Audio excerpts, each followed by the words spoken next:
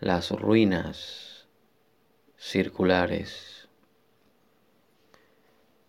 Nadie lo vio desembarcar en la unánime noche. Nadie vio la canoa de bambú sumiéndose en el fango sagrado. Pero a los pocos días, nadie ignoraba que el hombre taciturno venía del sur y que su patria era una de las infinitas aldeas que están aguas arriba, en el flanco violento de la montaña, donde el idioma Send no está contaminado de griego y donde es infrecuente la lepra. Lo cierto es que el hombre gris besó el fango, repechó la ribera, sin apartar, probablemente sin sentir, las cortaderas que le dilaceraban las carnes, y se arrastró mareado y ensangrentado hasta el recinto circular que corona un tigre o caballo de piedra que tuvo alguna vez el color del fuego y ahora el de la ceniza. Ese redondel es un templo que devoraron los incendios antiguos, que la selva palúdica ha profanado y cuyo Dios no recibe honor de los hombres. El forastero se tendió bajo el pedestal, lo despertó el sol alto, comprobó sin asombro que las heridas habían cicatrizado, cerró los ojos pálidos y durmió, no por flaqueza de la carne, sino por determinación de la voluntad. Sabía que ese templo era el lugar que requería su invencible propósito. Sabía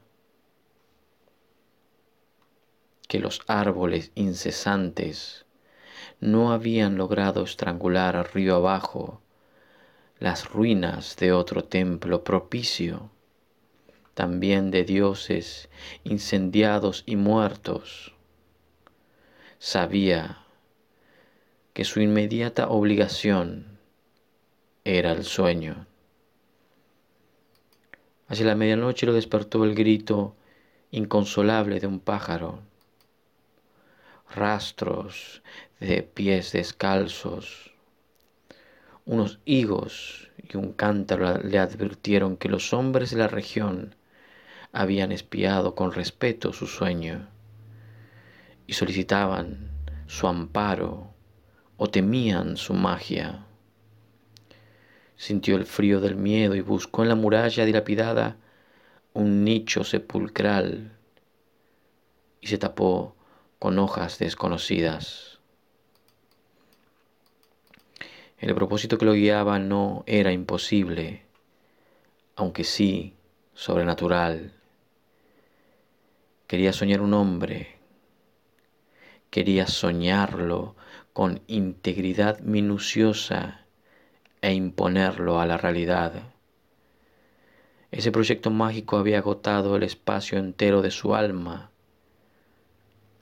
Si alguien le hubiera preguntado su propio nombre o cualquier rasgo de su vida anterior, no habría acertado a responder. Le convenía el templo inhabitado y despedazado, porque era un mínimo de mundo visible. La cercanía de los leñadores también, porque éstos se encargaban de subvenir a sus necesidades frugales. El arroz y las frutas de su tributo eran pábulo suficiente para su cuerpo, consagrado a la única tarea de dormir y soñar.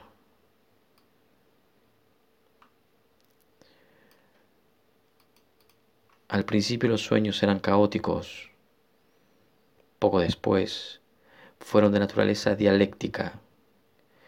El forastero se soñaba en el centro de un anfiteatro circular que era de algún modo el templo incendiado. Nubes de alumnos taciturnos fatigaban las gradas. Las caras de los últimos pendían a muchos siglos de distancia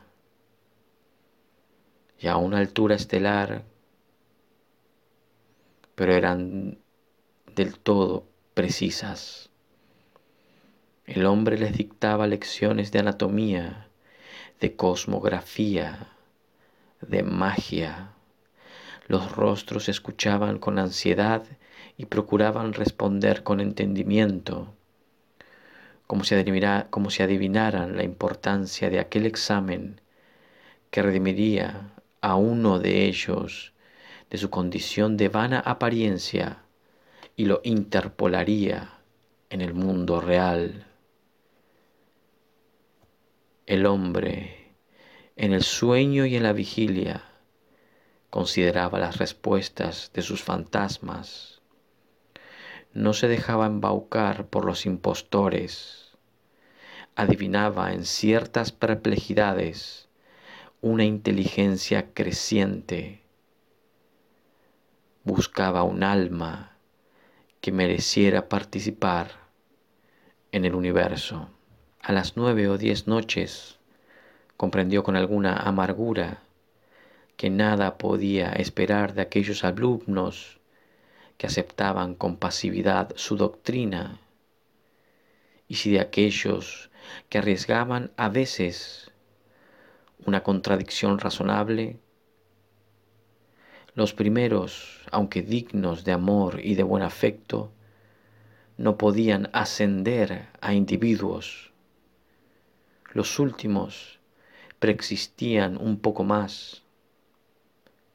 Una tarde, ahora también las tardes eran tributarias del sueño. Ahora no velaba sino un par de horas en el amanecer. Licenció para siempre el vasto colegio ilusorio y se quedó con un solo alumno. Era un muchacho taciturno, cetrino, díscolo a veces, de rasgos afilados que repetían los de un soñador. No lo desconcertó por mucho tiempo la brusca eliminación de los condiscípulos. Su progreso al cabo de unas pocas lecciones particulares pudo maravillar al maestro. Sin embargo, la catástrofe sobrevino. El hombre un día emergió del sueño como de un desierto viscoso. Miró la vana luz de la tarde, que al pronto confundió con la aurora, y comprendió que no había soñado. Toda esa noche y todo el día la intolerable lucidez del insomnio se abatió contra él.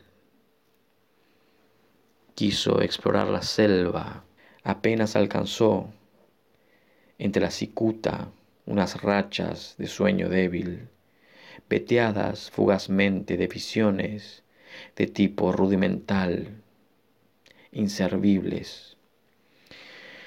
Quiso congregar el colegio y apenas hubo articulado unas breves palabras de exhortación, éste se deformó, se borró.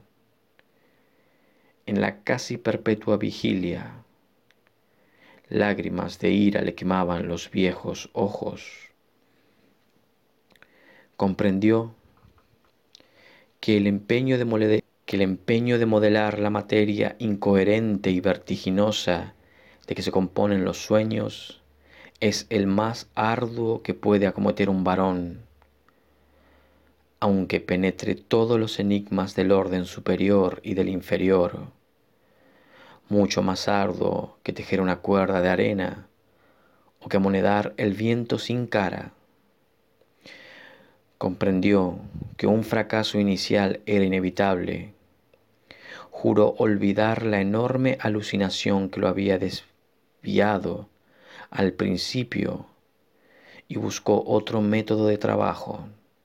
Antes de ejercitarlo, dedicó un mes a la reposición de las fuerzas que había malgastado el delirio. Abandonó toda premeditación de soñar y casi acto continuo logró dormir un trecho razonable del día. Las raras veces que soñó durante ese período, no reparó en los sueños. Para reanudar la tarea, esperó que el disco de la luna fuera perfecto. Luego en la tarde se purificó en las aguas del río, adoró los dioses planetarios, pronunció las sílabas lícitas de un nombre poderoso y durmió. Casi inmediatamente soñó con un corazón que latía.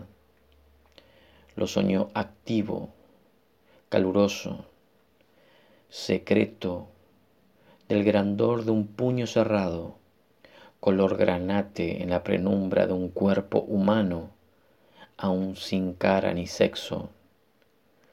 Con minucioso amor lo soñó durante 14 lúcidas noches. Cada noche lo percibía con mayor evidencia.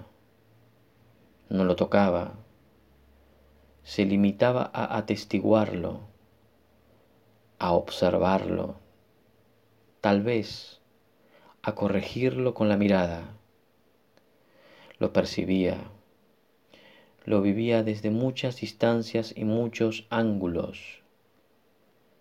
La noche catorcena rozó la arteria pulmonar con el índice y luego todo el corazón, desde afuera y adentro. El examen lo satisfizo. Deliberadamente no soñó durante una noche. Luego retomó el corazón, invocó el nombre de un planeta y emprendió la visión de otro de los órganos principales. Antes de un año llegó al esqueleto, a los párpados, el pelo. Innumerable fue tal vez la tarea más difícil. Soñó un hombre íntegro, un mancebo.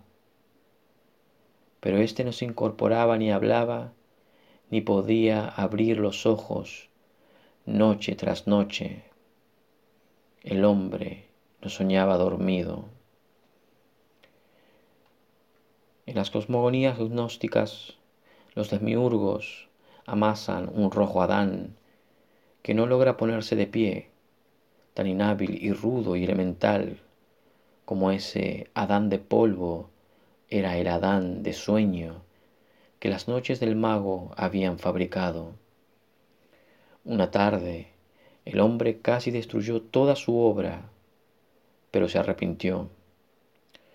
Más le hubiera valido destruirla. Agotados los votos a los númenes de la tierra y del río, se arrojó a los pies de la efigie, que tal vez era un tigre y tal vez un potro, e imploró su desconocido socorro. Ese crepúsculo soñó con la estatua, la soñó viva, trémula. No era un atroz bastardo de tigre y potro, sino a la vez esas dos criaturas vehementes y también un toro, una rosa, una tempestad. Ese múltiple Dios le reveló que su nombre terrenal era fuego, que en ese templo circular y en otros iguales le habían rendido sacrificios y culto, y que mágicamente animaría al fantasma soñado, de suerte que todas las criaturas, excepto el fuego mismo y el soñador, lo pensaran un hombre de carne y hueso. Le ordenó que una vez instruido en los ritos, lo enviaría al otro templo despedazado cuyas pirámides persisten aguas abajo, para que alguna voz lo glorificara en aquel edificio desierto, en el sueño del hombre que soñaba. El soñado se despertó.